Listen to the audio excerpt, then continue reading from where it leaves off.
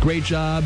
And we bring in also another guy who is just great. Love did a great job on the show last week. And we bring him back, Elio Velez of MSG Varsity. Elio, good afternoon. How's it going? Good afternoon, man. I'm doing good. How about you guys? Not bad. Pretty good. Again, hey, weather's kind of outside, but other than that, having a jam-packed show and looking ready to talk some sports with you. Give me your take, Elio. Last night, Knicks 27 down, come all the way back, and they lose on just a phenomenal last play against the Kings. What happened there? 106-105. Knicks lost. What your thoughts on the game last night? Well, I tell you, I mean, it was an amazing comeback for the Knicks last night, and you got to first give them credit for doing that, especially since they were down without Carmelo Anthony, missing again in the starting lineup a bunch, some other players. And, I got it. I mean, what a great comeback led by J.R. Smith. Well, I tell you, has been some kind of player the last 8 to 10 games. He had 28 last night, and he really led that comeback. They got a lot of guys off the bench who did pretty well.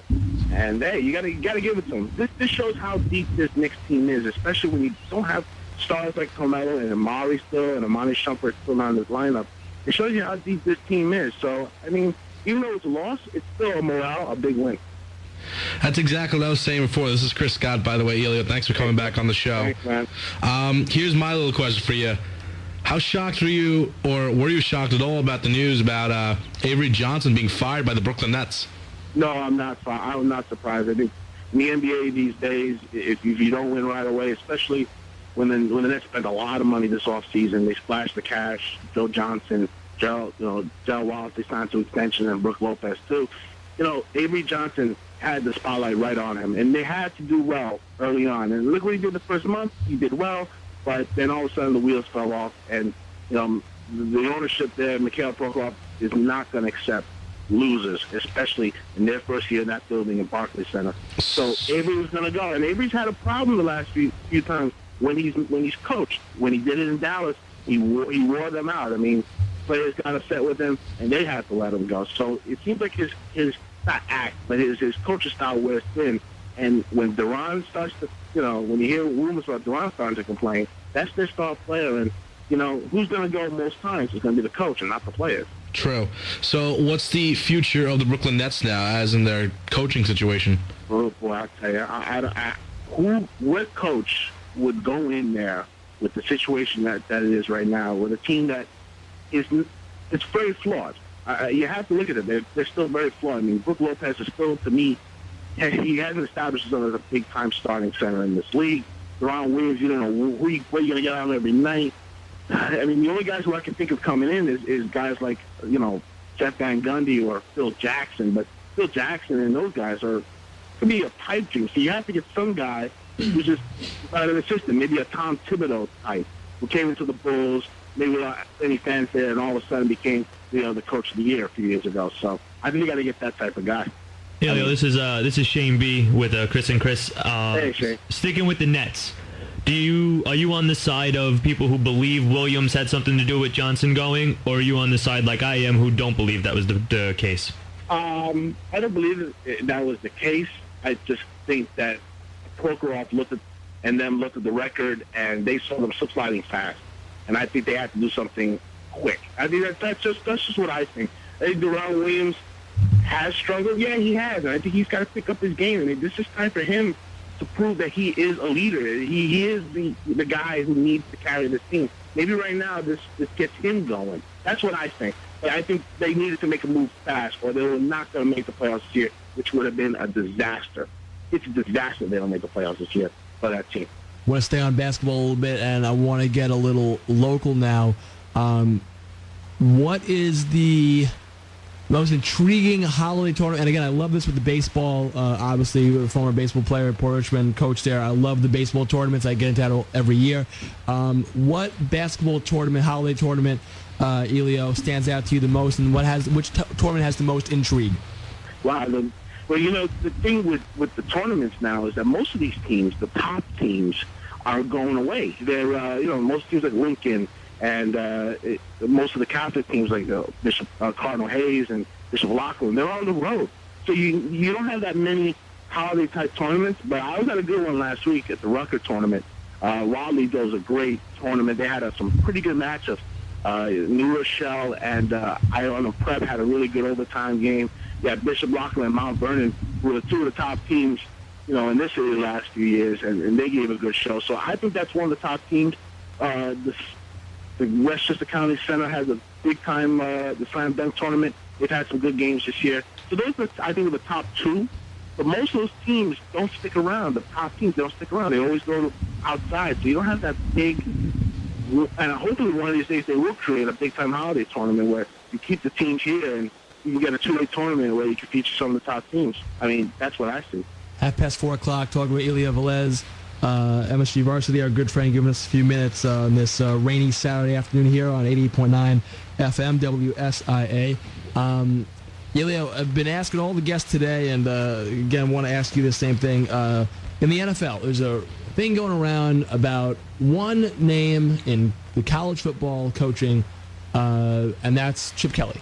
And I've heard a lot about Chip Kelly. Great coach at Oregon. That offense has just been historical in Oregon. Best offense, I think, in college football ever that Chip Kelly has done there. He's totally rejuvenated offense in college football. Will Chip Kelly get a job in the NFL? If so, where is he going to end up? And can we? Is he going to be as successful as Harbaugh has been with San Francisco?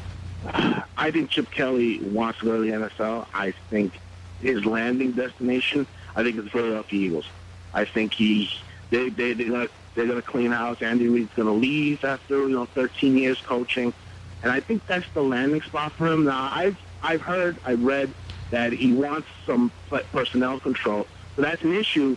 I think if he wants full control of players and picking the final say, I think that could be a little bit of an issue. But if the Eagles, they do usually have a good front office, and I think they want Chip Kelly. I think they want to create a new atmosphere there, and he's a great college coach, great offensive system. They got some talented players there, like with Deshaun Jackson, those players. I think that's the best place he lands. I think Chip Kelly is going to go to the NFL. I think he's going to land with the Philadelphia Eagles. And that's a thing that's been coming up a lot today. A few people today have said that the Eagles will be a nice landing spot for Chip Kelly.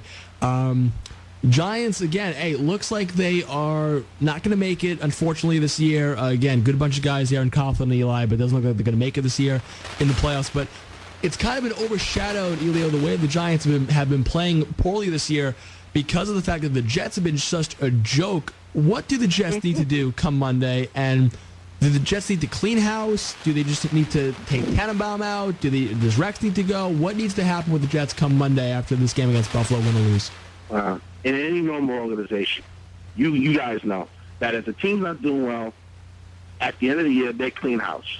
Coach goes, general manager goes. But this is not your normal type of organization. This is not your normal group that's coaching or managing this. It's the New York Jets. Absolutely. You've heard Woody Johnson say, "Listen, I want this team to be a winner. I believe in Rex. I believe in Mike."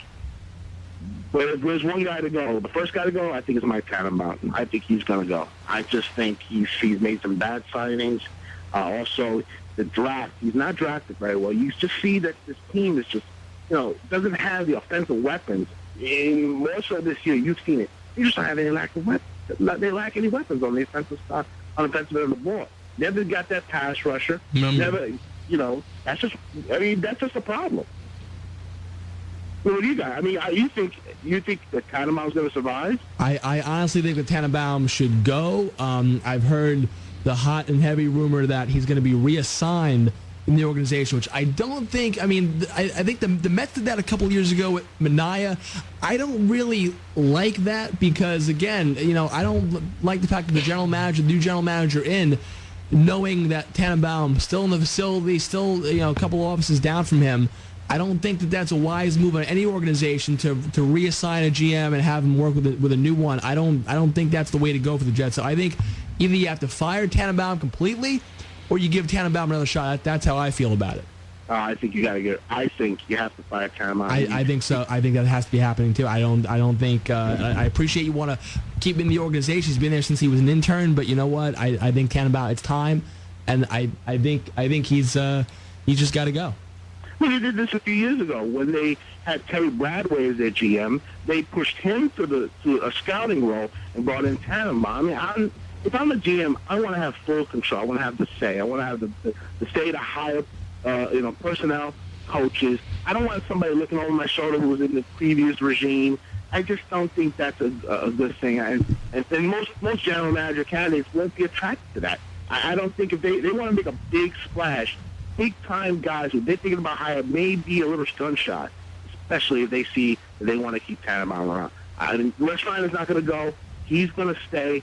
Ryan's got a big contract next year that I don't think Woody wants to pay off that money.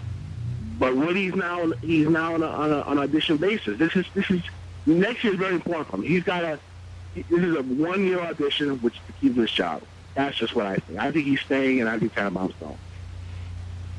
Elio, I have another quick question for you. I'm going to get off the football topic back to basketball. Sure. Since this is a local college station, we're going to be talking Staten Island and everything. I want to know, as MSG Varsity, who's your top Staten Island basketball team for high school?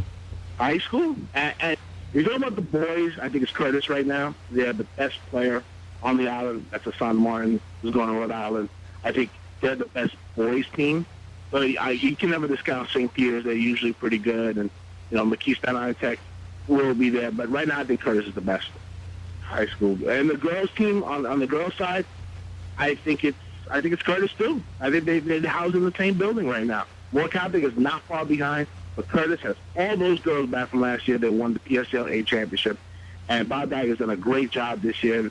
And I tell you, they're going to go far in the AA playoffs if they get there. I was just going to say that again, to close things out, that Bob Daggett has just done a fabulous job with Curtis. And again, last year coming over from Peters, and everyone was like, here we go. What's Daggett going to do with Curtis? This is new territory. He's always been, in the CHSAA and all that stuff, and he hasn't really been a PSL guy. And Daggett did a great job last year with Curtis. And like you said, Elio, he's got all the girls back this year, and they're just rolling over the PSL, the Staten Island division right now. Oh, wow. It looks to be another banner year for Curtis girls and Curtis boys. That's right. And if Curtis girls win their division, they go to the AA playoffs, and they have a lot of different weapons. They are offensive. They got outside shooting with Kristen Olsen. They got a good center, a young center, Juliet Adanji. She's only a junior, but she's 6'1". She's growing.